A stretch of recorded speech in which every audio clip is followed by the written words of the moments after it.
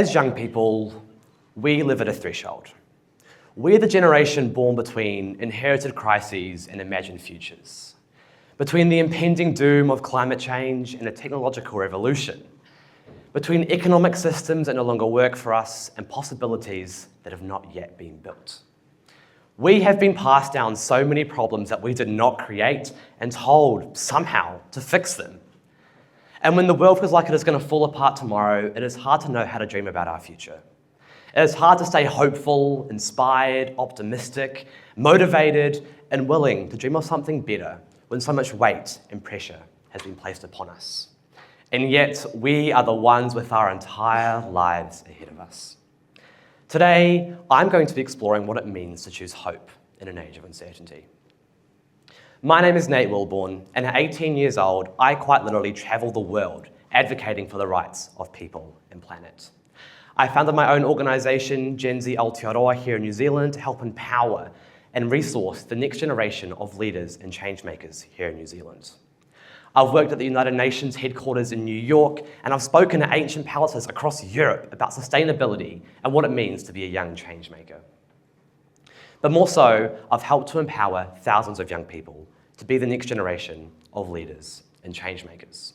I also find ways to use social media to advocate for all of the issues that I care about and help to empower people to create change. And this is my journey. I grew up in a rural South Island town called Brightwater, where I attended Brightwater Primary School. And I remember very distinctly, when I was about 8 or 9 years old, my class would spend some of our winter mornings biking down to the local river, the Wairoa River, where we would be planting trees on farmland with the local council on Fonterra. In fact, here's a photo that I actually found off the internet of me planting trees at 8 years old. I know, what a cutie. But this was the very first moment where I actually questioned and had a bit of a realization. Why does nature need restoring? And yes, I had a realization that us humans had quite literally drained Mother Earth of all of her resources and that she was at the brink. She was at tipping point and that she was at a threshold. And that us humans needed to do something about it. And so I had a bit of a shift, a bit of a mindset shift, a threshold shift, from being a kid, an innocent little kid that just loved being out and about in the outdoors, to actually understanding that we needed to do something about the climate crisis and the biodiversity crisis. So I passed a threshold from innocence to action. I then spent the next few years of my life, from about 10 to 14 years old, just getting out and about into nature. I would spend the weekends with my mates at the local river, would be there with our hands barefooted, catching fish, eel and crayfish, just being curious.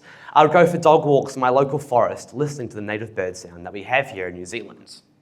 And at school, and even outside of school, I was learning a lot about the biodiversity crisis and the climate crisis. And I wanted to do something about it. I had learned so much, and I felt so guilty that us humans were destroying our Earth. And so I started off small.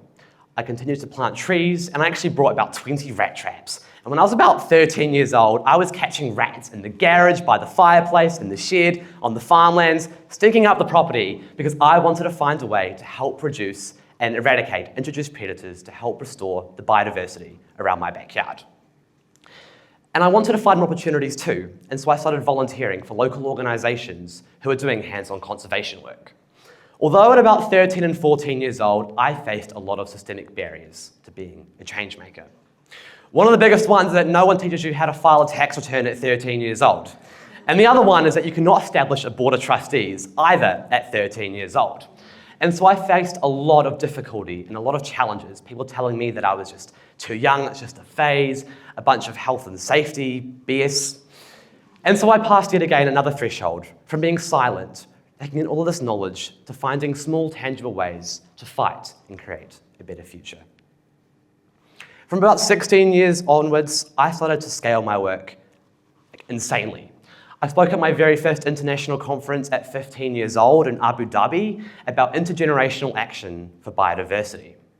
At that point in time, I was also traveling New Zealand, speaking to thousands of young students, being an inspiration and a role model, trying to teach them the ways that they can be change makers and go home into their communities and follow their passions. I was also leading climate strikes across New Zealand, I was using social media to help share petitions and protests and just finding ways that I myself, as a 16-year-old, could try and create a better world. Although while I was doing this, I was a teenager. I was trying to balance that with being a change maker and being a student. Here's a little photo or a few photos of a glimpse of my life at 16 years old. As you can see, I was organising beach cleanups, meeting up with politicians, partying hard on the weekends, travelling, giving another TEDx talk, just trying to find ways to just really make myself happy, to do what I could and just take on everything. But little did I know, all while the world was getting closer to tipping point. But little did I know that as the earth was getting closer to tipping point, I myself was already there. I was completely burnt out at 16 years old. Here's a photo I took at about May 2024 after I had spoken to about 1,500 students in Dunedin about my life as a change maker. And I remember at the very end of my talk, for about an hour straight, all these kids were lining up next to all the speakers, and I was literally signing a bunch of 12-year-olds' Crocs, foreheads, school bags, arms, getting photos of them, being in TikTok, so about an hour straight. And that entire time, I thought to myself, all of these students are looking up to me as a source of inspiration. But I was struggling so much on my own, not only with mental health, but just balancing being a teenager, a student, and a change maker. I had put so much pressure on myself to change the world, all while being a young kid still. So I passed the threshold from doing heaps and heaps and heaps of action, tangible things for nature and people and the planet, to being completely burnt out. And so what did I do at 16 years old? I quite literally packed my bags and moved to Germany for a year. I left all of the work that I was doing behind. I quit all of my organisation roles, all of the jobs, all the positions that I had to have a bit of a reset. And so I spent a year at an international boarding school in Freiburg in the Black Forest in Germany, beautiful part of the world. And while I was there, yes, I was learning about future issues and global issues. I was surrounded by about 200 other young change makers from across the planet.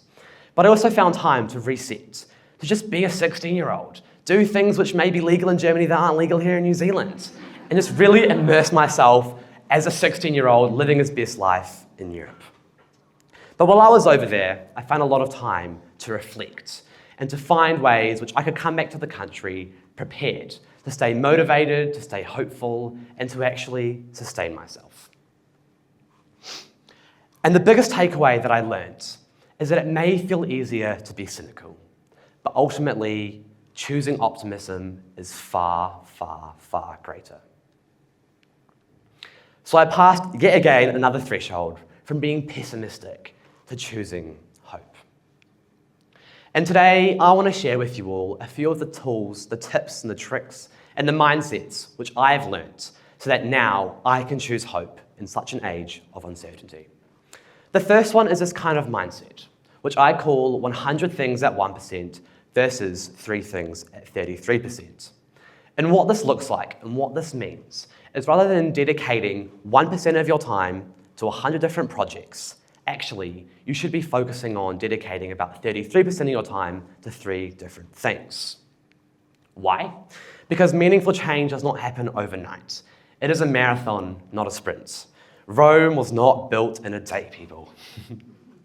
The second one is to also focus about using your energy with purpose. Where can you make the biggest impact?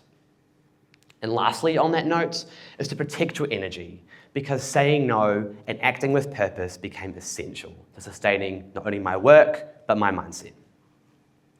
The second tool is to create community, to surround yourself with like-minded people, because then the challenges feel less isolating. When you have community, you're surrounded by people who may be sharing the same worries, concerns, but also the same hope, ambitions, and goals as you. And so the challenges feel so much less isolating, and you've got to turn all of these emotions that you have into tangible action. And it also allows you to remind yourself that you are not alone. That is because thresholds are not meant to be passed alone. Spend your time with people, because then you realize that you were never standing at the edge by yourself. The next tool is to focus on the past and the future. And what I mean by this is that looking back at history, Every single movement for change in history was impossible until it wasn't. And furthermore, change has always been created by ordinary people who refused to give up. If they could do it, why can't we? And lastly, on that note, we should be focusing on the next generation. What kind of legacy are we leaving for my generation, your children, and your grandchildren? Think about the future you are shaping, the legacy that you are leaving, because the story of the past and the future are still being written, and we are the ones who can choose how that continues. Finally, the last tool that I want to share with you all is understanding and finding out what is your why. This is understanding why do you do what you do. For me, my life motto, my life mission, is to leave the world in a better place than I found it. Now, why is it important to understand what is your why? That is because it helps reconnect you with who you are, reconnect you to your beginnings, understanding why do you do what you do. For me, I enjoy trying to reconnect myself with nature, but also the people, the places, and the things which I'm trying to protect and advocate for. Lastly, it also reminds me why my work matters in the first place, and also who I am.